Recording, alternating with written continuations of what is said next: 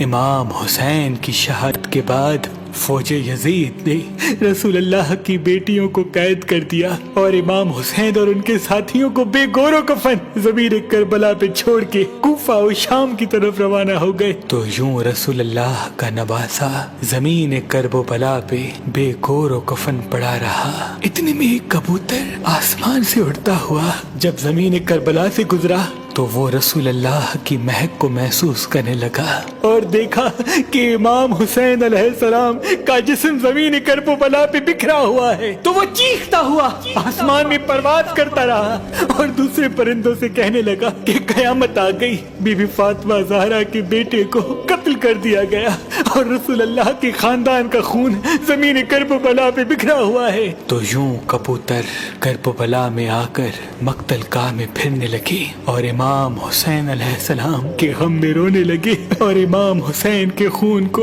اپنے پروں پہ لگانے لگے۔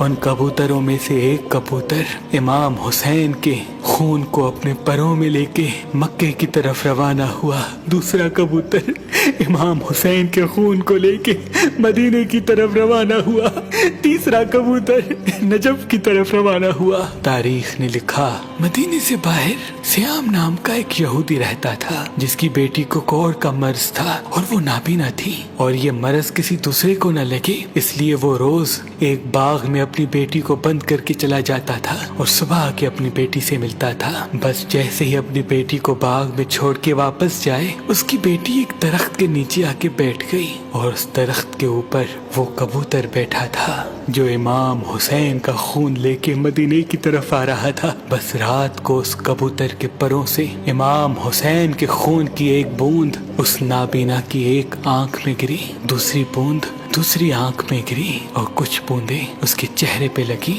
اللہ پاک کے فضل و کرم سے وہ نابینا دیکھنے لگی اور اس کا مرض اللہ نے امام حسین کے صدقے ختم کر دیا۔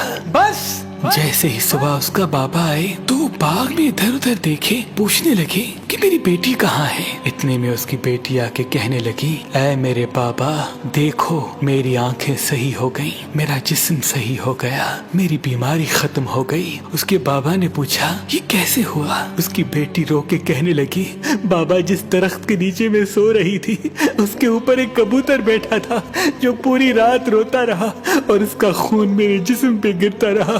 بس جیسے ہی میں نے آنکھیں کھول کے دیکھنا چاہا تب سے مجھے ہر چیز نظر آ رہی ہے۔ اس شخص نے معلوم کیا تو اس کو معلوم ہوا کہ امام حسین علیہ السلام کا قتل ہو گیا اور اس کبوتر کے پروں میں امام حسین کا خون لگا ہوا تھا، جس کے معجزے سے اس کی بیٹی کو شفا ملی۔ وہ رسول اللہ پہ ایمان لے کے آیا اور مسلمان بن کے اپنی زندگی گزارنے لگا۔